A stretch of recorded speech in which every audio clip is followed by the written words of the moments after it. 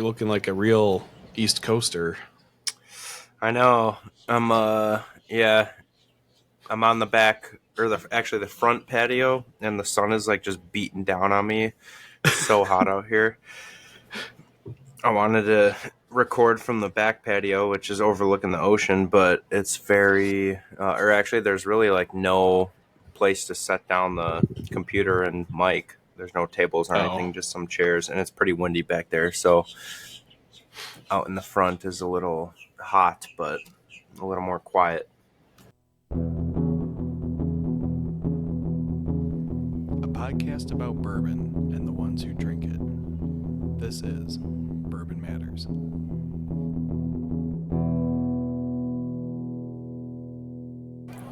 Welcome to Bourbon Matters. I'm Jake, And I'm Gold Eagle Jake. and this is the second to last episode of Scotch Matters. Boo. Today, Most people are probably like, hell yeah, finally. Yeah. But only one episode left. We're actually combining two regions today because they're fairly similar. I know some people will probably fight me about that, but we thought it'd be a good group. We don't want to drag this out for 20 episodes, so today we're going to talk about Highlands and Speyside, the two regions in the northern part of Scotland, and probably some of the most well-known distilleries are from these two regions. So there'll be a lot of names people actually recognize, I'm sure. yeah, I mean, it's definitely probably the most popular. I'm actually curious on the amount that is consumed from these two regions, like percentage wise, because I do feel like they are definitely the dominant regions for Scotland. Yeah. Mm-hmm. So yeah, Highlands are. I mean, it's basically like 45 to 50% of Scotland is covered by the Highlands region, and Speyside is on the northeastern part of the Highlands. My understanding is that the regions are kind of categorized based on one style and like some legal parameters, but basically I think the only reason Speyside exists is because enough distilleries in that area were like, we're not part of the Highlands anymore, and formed their own kind of region. We'll talk a little bit more about that with Campbelltown next week, because Campbelltown is I think second smallest next to Islay in terms of like land mass, but definitely the smallest in terms of number of distilleries. Yeah, and I think it's interesting to point out that Highlands and Speyside are definitely probably the two biggest and most known distilleries coming from there. But there's much more to talk about, I feel like, when it comes to the smaller regions like Islay and Campbelltown, just because they're so unique in terms of flavor profile and the distilleries that are located there. Yeah. I think Speyside is definitely the highest, the densest population of distilleries, like per capita in Scotland. There are a shitload of distilleries in Speyside, and probably a fairly comparable number across all of the Highlands. But you're talking about like 50% of the country versus like maybe a 10% like area for Speyside by itself. So yeah, we can get into it. So Highlands, excuse me. Like I said, it's basically the north half of Scotland. Sometimes the islands, like last week we talked a lot about the Isle of Skye and Torrebeg. Sometimes those are included in the Highlands. Sometimes they're treated as a separate thing. We decided to treat them separate because, one, we wanted to talk to Bruce. And if you haven't watched that episode, absolutely do, because it was fantastic getting to talk to him about Torrebeg and Mossberg and Kessel Camas.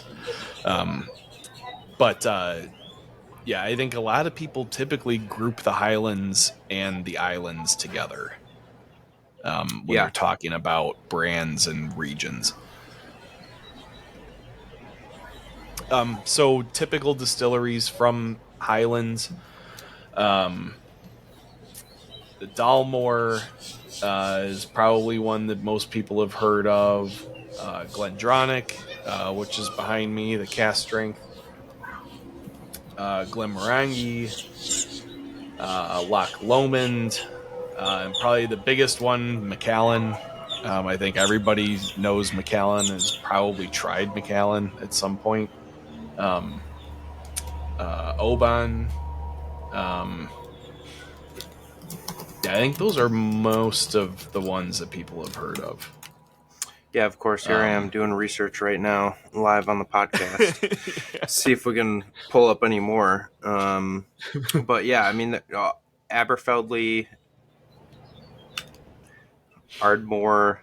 Um, yeah, there's a big list. Glendronach definitely would be my favorite. I call that the Macallan Killer. That's one of my favorite go-to scotches, and I think it's also a great Scotch for bourbon drinkers too, because it's not very peaty and you taste a lot of the Mhm. oak, and they age fully in wine casks for the most part, so you get a lot of it's just kind of a nice change of pace from other Yeah.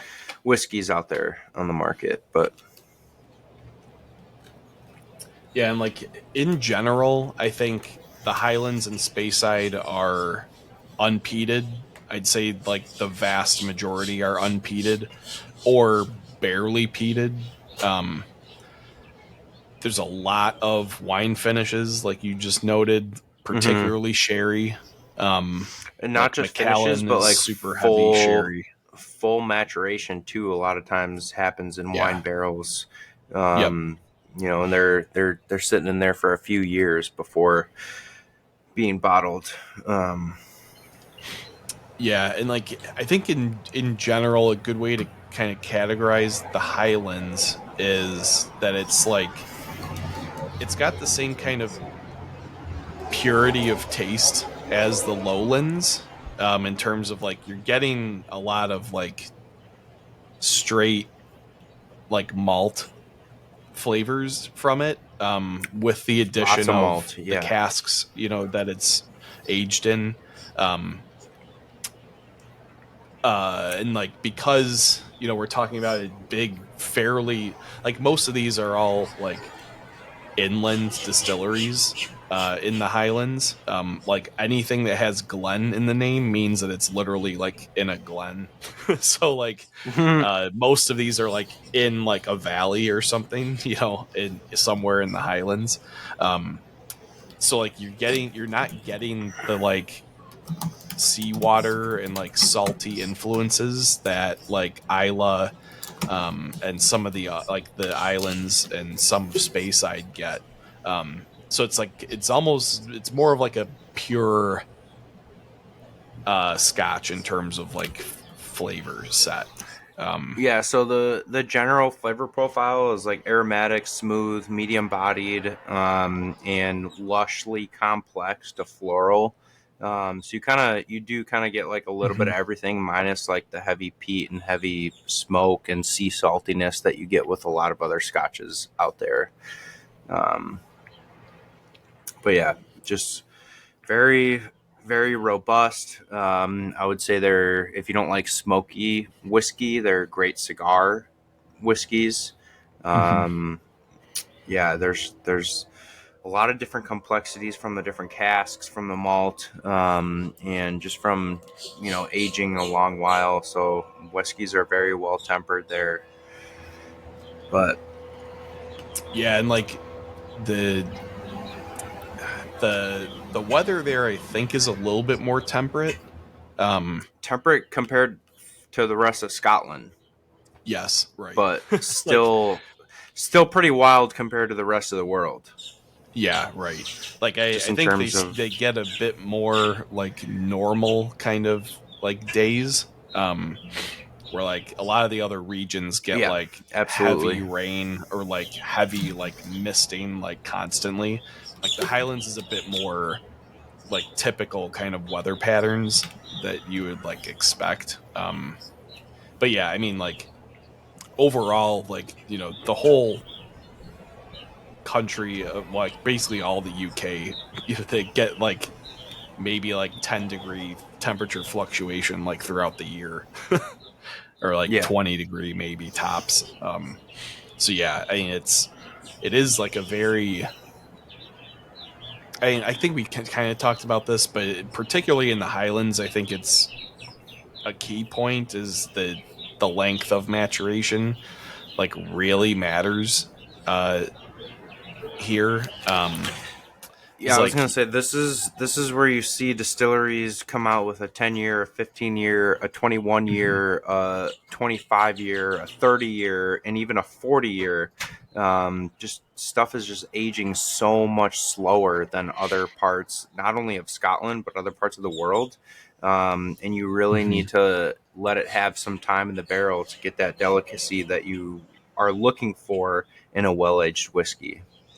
yeah, You know, and it's why not they're like like able to age in a sherry cask or in a red wine cask or right. in like otherwise like you like if you tried to age bourbon in a sherry cask it would like be total garbage like in like a normal amount of time like it would be undrinkable, but like there's so little flavor actually imparted from the wood because of how little the whiskey is moving through the barrel from the temperature changes there, that like they're able to like, really slowly extract these flavors over like in some cases decades, which is pretty unique and very cool to experience.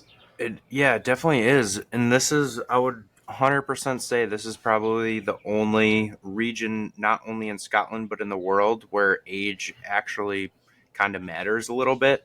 Mhm. Um, just because there's really not a whole lot of fluctuation that can affect the whiskey. And yeah, it needs some time in the oak.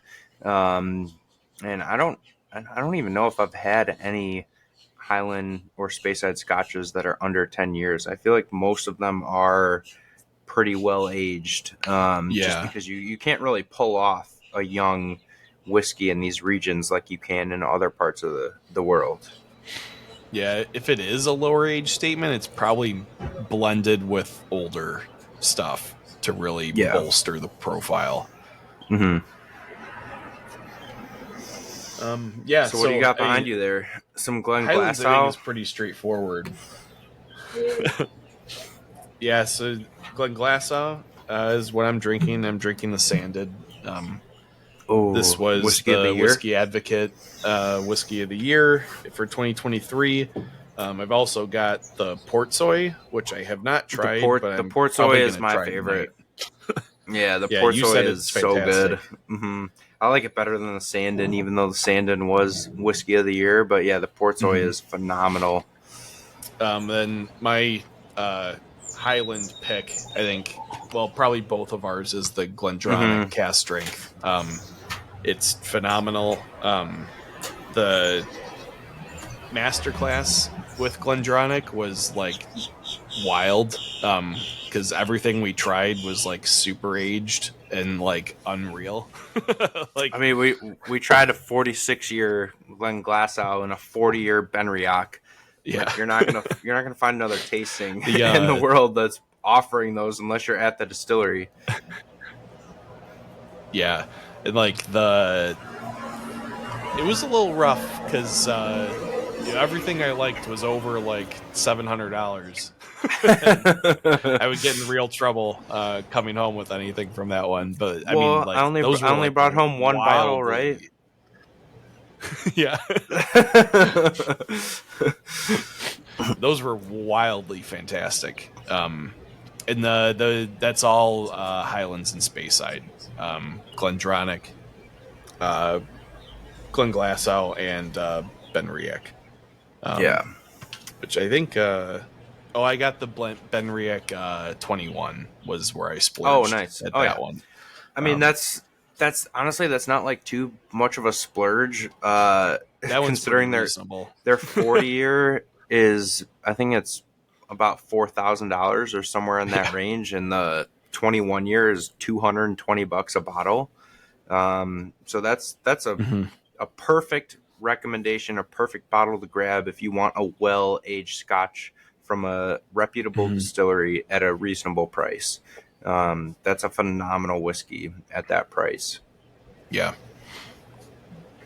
So yeah, I think anything else to say about Highlands? I think that's. Yeah, it feels weird like not having more to talk about, but they kind of just are what they are. Mhm. Like one dimensional is a really bad term, and I'm not going to say that, but like you kind of know what you're getting when you're picking up a Highland Scotch. And that's why I think you and I both love Glendronach so much, because they stand out with their Mhm. wine aging, and they're, you know, they kind of set themselves apart with that, and specifically Mhm. the Glendronach cash strength is great because you don't get a lot of the wine flavors that come through. You get more of like a traditional bourbon cask type of flavor. But the 18 year and the 21 year are two of the most phenomenal whiskeys I've ever had in my life. Like all whiskeys together, American, Scotch whiskey, the 18 and 21 year are just absolutely spectacular. I've never seen anything darker than the 18 year without adding color to it. So that would be my top pick of like a splurge bottle is a Glendronach 18 year, but also probably because I have some good memories of sipping on that with family over Christmas time. That's usually our go-to special bottle over the holidays. Nice. Yeah, I think sometimes the Highlands gets a bad rap because people think of like Macallan and like Macallan. Exactly. I think has its place. Like it's fine. Um, It has its place if you're not a real whiskey drinker and you want to showboat to your doctors and lawyers and yeah. have a status bottle. But yeah, there's plenty of better stuff out there for much cheaper. And I'm Hmm. not to dog Macallan because it is good whiskey. The price has just gone up by 5 or 10 times in the last 5 years. Like I remember the Macallan 18 year was $150 probably 5-10 years ago, and now it's all the way up to 400. So Hmm. there's been a lot of price hikes, mostly because of supply and demand, and they can do it, so they do. But that's why I love recommending Glendronach, because it's just such a better option at a much better price point. Yeah.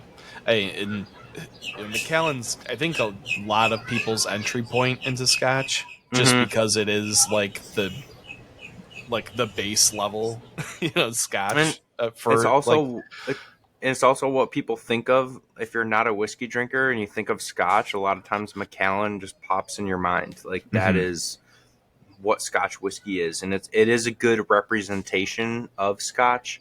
It kind of pulls in all the different regions into one, and just very mild and well tempered. But yeah, no, I would. There's better options out there. You don't need to splurge on a bottle of Macallan 18 year or let alone the 25 year to impress anyone. Yeah, for sure. And we'll talk about some of those right now as we transition to Speyside. Ooh. Um, so, like I said, Speyside is in like it's like halfway up and on the east end of like a little shelf in the Highlands. Um, it's a it's got like direct ocean access.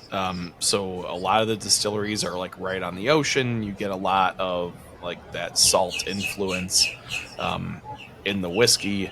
That's one of the things that the Sanded is like really pushing in its like flavor profile is like it's got that like sea saltiness and um, with the lighter kind of notes that come from Speyside in the Highlands typically. It's like a very nice and like has like a almost like tropical kind of flavor profile with that like sea salt. It's very nice. Um, But I'm not going to talk about the whiskey of the year for the whole episode, I swear. um, so yeah, some major Speyside distilleries are Aberlour, Balvenie is another Glenfiddich, one. Yeah, Glenfiddich, Glen Glenromick, Elgin is another one. Let's see, Glenallachie. Glenallachie, Glenlivet, if you didn't say that already. No. Um, Did you say Abelard already? yeah, Abelard, Glen, Glenrothes is and very good. Glenfarclas. Yeah. Glenfarclas is another kind of underrated, good go-to from this region because they're also very reasonably priced and kind of almost one-dimensional in their flavor profile. Like they have the standard age statements, and I think they're 21 year. I gotta look up the price, but all their stuff is very very reasonably priced. Mhm. Um, Give me a second here. I'm gonna pull up the Gold Eagle app and check out the prices on Gun Yeah, I think Farkless. you said Glenallachie, which I've got here. Mm-hmm. Were you at that Um, master class? yeah, which was fantastic as well. That was that was awesome. Really good. The Glenallachie, I believe, is all unpeated. All unpeated. They've done a couple of special releases that were Yes, peated. They took over. Um, I'm blanking on it. They took over a major distillery. It was a it Diageo was. owned distillery. Yeah, it was like a blended brand too. Yeah. I'm pretty Mm-hmm. sure. Um, Mm-mm-mm-mm. I can't remember. It was like the biggest one. I know in it's Scotland. a massive distillery, and I can't believe I'm blanking on it. But uh, this shows the listeners that we really don't research. We just get on here and talk about whiskey. Yeah. But yeah, Billy Walker, took over as their master distiller. He bought the Oh, it distillery. was Chivas. Yeah, okay, Chivas, duh. Um, and that master class was great because the guy who came over from the distillery talked about how he wakes up and first thing he does in the morning is taste whiskey at 6 a.m. because that's the best time to taste before your palate gets altered by other foods and beverages.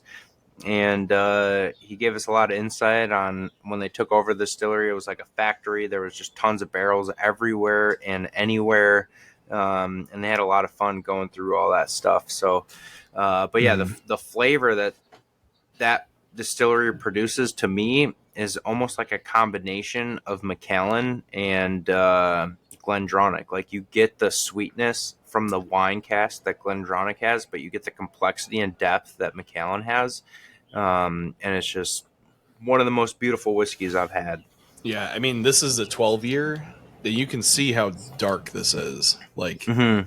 it's like unbelievably dark. And they're, in the camp of, non-chill filter, no added color, like no bullshit, Um, Yeah. so like, that this is like actually picked up from the barrels, which is like wild. Um, I don't remember what, this one's definitely aged in something special. Um, they don't have it on the label, but I can't remember. It was some sort of wine cask that I think the 12 is, or part of the 12 is aged in.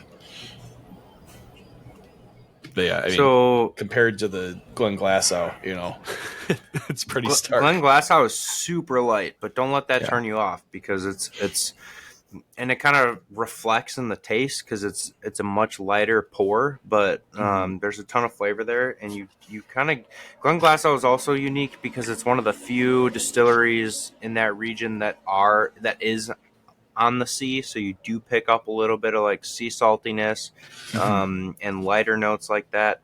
But going back to my Glenfarclas comment, I did pull up the pricing on that. In 10-year, $55, 12-year, $75. Yeah, that's Here's where it pretty gets good. crazy. 17 year, $140. 25 year, $240. So those kind of age statements at that prices are kind of unheard of in the Scotch world. And that's a small Yeah, family owned distillery. yeah. I'll have to try one of those. I don't think I've had Glenfarclas before. Yeah, I mean, if you're, I would definitely recommend their older age statements, but if you're looking for something with a good age statement at a reasonable price, that's probably the way to go. They're 21 years, $140 a bottle. So those are some really good options to kind of just Mhm. experience the region without blowing your budget, and also to experience a good age statement on a whiskey. Yeah. Um. So yeah, I mean, Speyside and Macallan are not Macallan, Highlands, um, have a pretty like diverse range of options and styles, which is pretty. It's kind of interesting that they lumped such two large sets of distilleries together in that way, because like you can see the way Glenglassaugh distills or ages versus Glenallachie or even Glendronach. Yeah, and they're all basically, well, Glendronach's not, but like Glenallachie and Glenglassaugh are both Speyside, and like they're wildly different. Um, so yeah, it's interesting. Like um, I lost my train of thought. Yeah, I mean they're they're wildly different because of what cask they use and Yeah, how yeah, long they're that's right. aged for. But at the same time, if going back to the whole, let's compare U.S. whiskey to regions to Scotland regions, we would need much more diverse within the regions in Scotland than we have here in the US. Like you compare a couple Texas Mm-hmm. whiskeys to each other, they're going to taste much more similar than different regions or whiskeys within the same region in Scotland. Um, so yeah, I think that's where you're going with that. Yeah, yeah. Thank you for saving me on that. something Yeah, along something along those lines. yeah. There's almost like micro, like there should be more regions yeah, yeah. within these two It's regions because they're so big, mhm. and there's not a ton of differences, but like a lot of these whiskeys could easily be placed into a different region just based off a flavor profile. Right. Yeah, yeah. It's especially because like Speyside is so densely populated. Um, but then you have like Campbelltown and Isla that are like super small, but only each have like 5 distilleries. It's Yeah. weird that they decided to Hmm. break things up that way, but um, it could also be one of those things that they just did it like a long time ago and they haven't bothered to like change anything, since I like the mean, 1800s or yeah, I something almost like know that. for a fact that that's the case. Like those, same thing with every other liquor law in the world. Yeah. It was made 200 years ago, and nothing has changed since the law was made. So Hmm. it's definitely what happened. I would like to see a little bit more thought and expansion go into the whole guidelines with the regions, but Hmm. yeah, we'll kind of go into that more. I feel like when we talk about Campbelltown, because there's only a couple distilleries, and a few of those distilleries were started by the same distillery just to become a Yeah. region in Scotland. So I'll kind of leave you guys on the hook for that one until we talk about that. But yeah, I don't know. What's your recommendation for bourbon drinkers to try So I'm gonna out try the of these port two soy real regions? quick. Mm. Um, Well, the Portsoy I love, and I've talked about this whiskey a lot, but I don't think it would be a bourbon drinker's recommendation. I think the Sandon would be more, which is also part of the reason why I think it won whiskey of the year okay. because I it's a mean little the more appealing to the masses. The Portsoy is much Sure. bolder. It's got more peat. I think it's got more flavor. It's got a lot more of a wine cask influence. But I don't. Tell me what you think about that. Mm.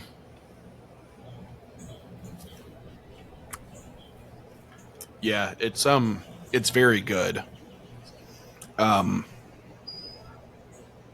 you definitely get the peat on this on the port soy. So yeah, It's maybe that's not the delicate. bourbon drinkers go It's full first bodied. foray, but Yeah. I mean it's delicious. Um, Mm-hmm.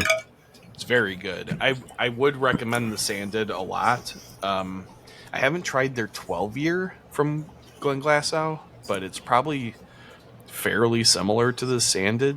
I would Yeah. think. Very, That very similar to the Sandin. that the 12-year is going to be their like flagship, And basically. it's another incredible price. I think it's like $60 Yeah. for a 12-year.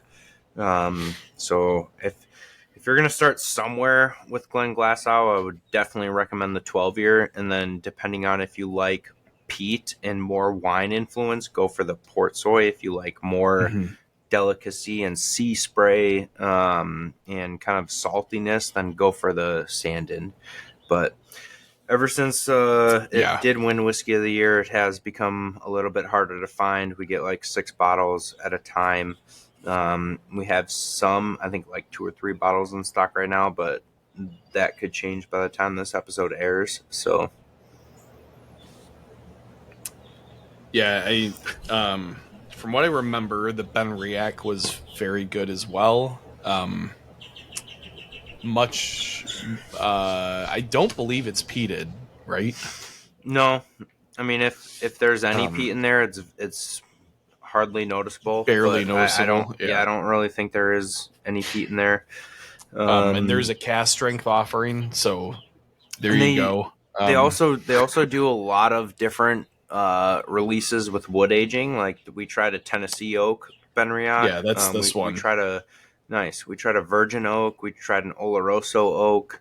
So Mhm. there's they do a lot of different kind of experimental. Whereas Glendronach is phenomenal, but it's a little more in their lane of aging in wine casks. Yeah. Yeah. Yeah, again, highly recommend the Glendronach cast strength. It's very affordable as well.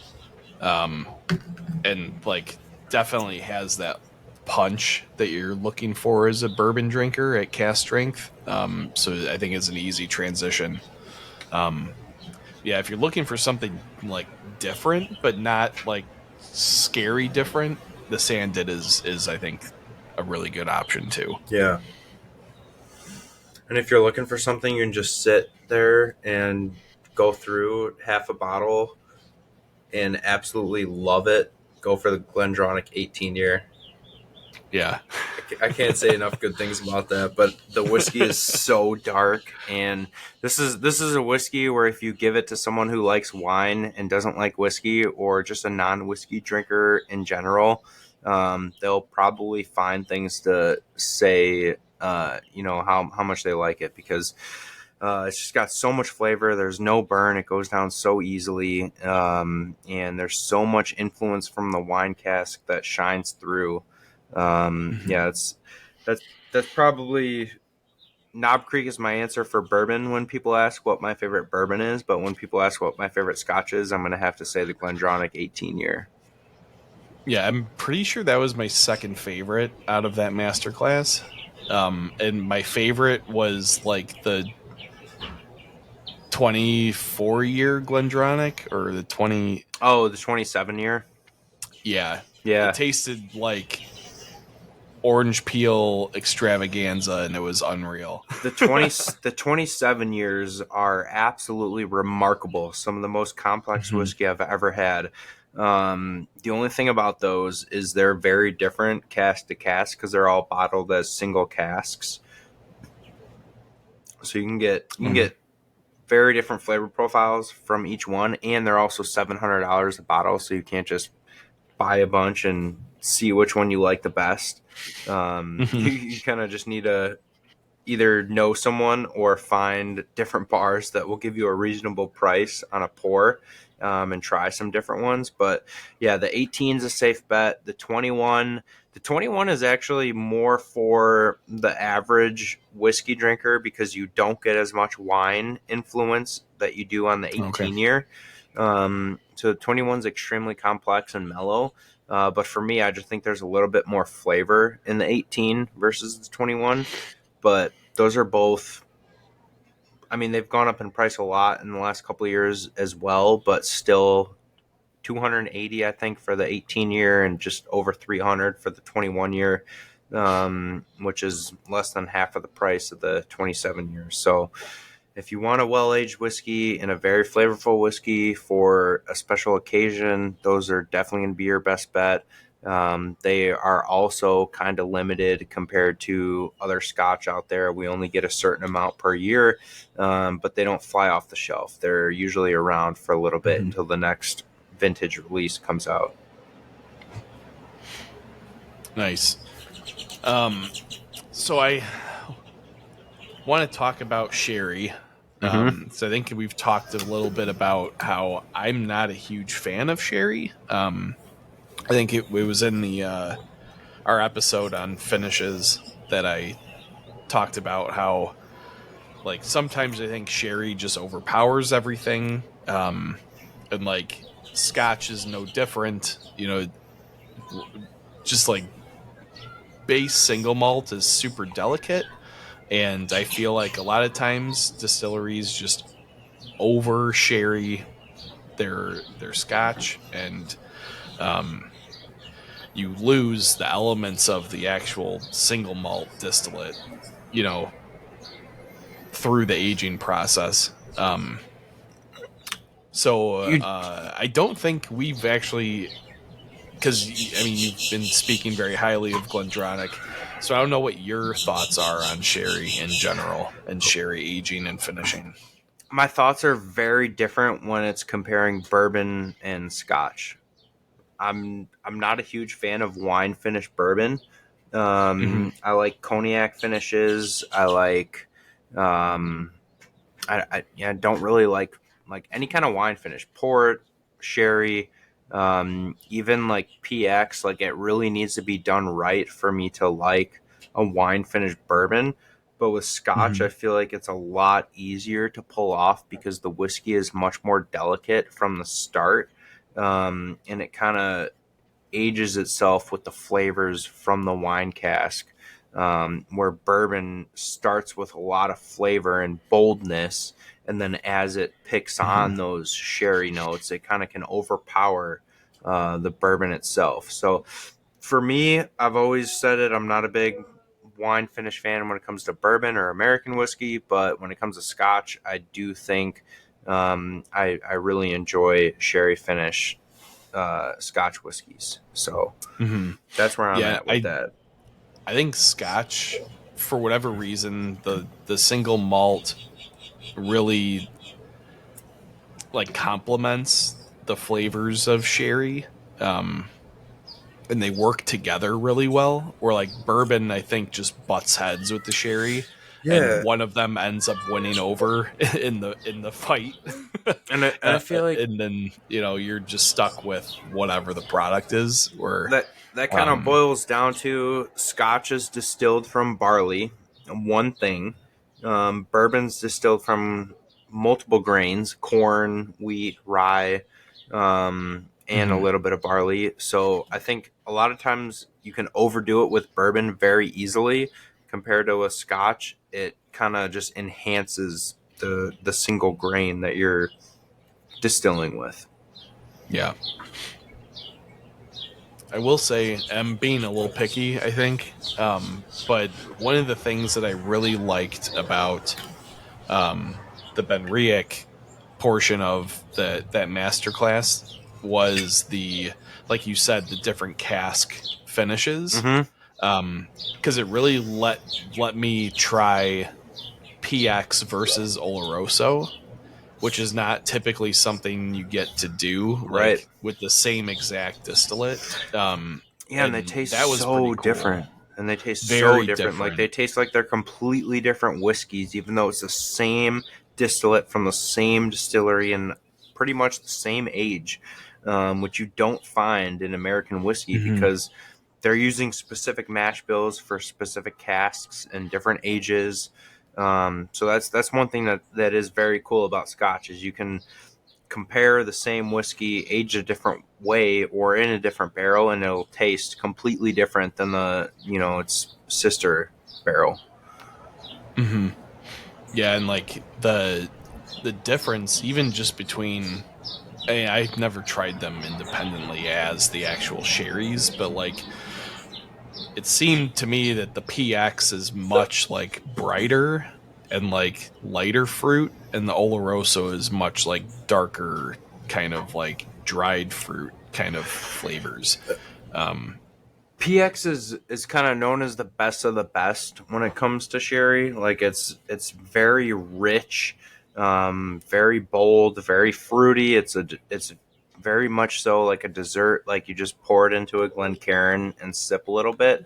Oloroso sherry is definitely more dry, but you can, if you do like sherry, like, you can have more of it. So there's, yeah, those are very different, and that's where too I feel like a lot of, I shouldn't say a lot of people, but like maybe the average bourbon person who isn't listening to this podcast doesn't realize how different types of sherry can be. Like, they're almost like comparing a rye whiskey to a bourbon whiskey. You can get Yeah. totally different flavors on different types of sherry. So the barrel that you're aging the whiskey in really, really matters. Yeah, that's a good point. All right. Well, yeah, I think I covered everything that I wanted to cover. I think I covered everything too. I am currently on a little island in South Carolina called Pawleys Island, looking at the sunset. So I think I'm gonna go out there and walk to the beach. And I would bring you guys to show me, or to show you, but I don't think there's many people that are watching our video here. So maybe next year when I come back, I'll record live from the ocean. But yeah, Yeah. I'm gonna get back to it. Go back out and have another cocktail. Watch the sunset. There you go. But yeah, dive into some of this scotch that we talked about. I think my coupon code that I'll give out will be for Glen Farkless. And I don't want to steer that away from buying Glendronach and Glen Glasshouse stuff, but truly a lot of that Glen Glasshouse and Glendronach stuff is kind of limited, and we don't get enough of it to sell.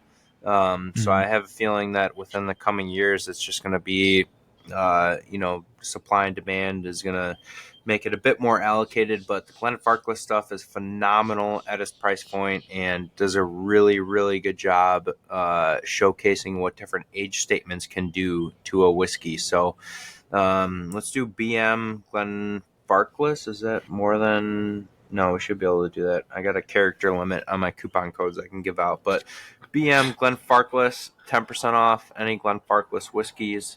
If you're listening to this podcast and you're bummed that I didn't give a Glendronach coupon code or Benriach or also Glen Glasshouse coupon code, then contact me and I'll honor something for you. But yeah, BM Glen Farkless, 10% off Glen Farkless single malts, and you can purchase that at goldeaglewine.com. Follow us on Instagram at Gold Eagle Wine. Follow us on Facebook at Gold Eagle Spirits. So yeah, thank you guys for listening. Yeah, where can we find Bourbon Matters?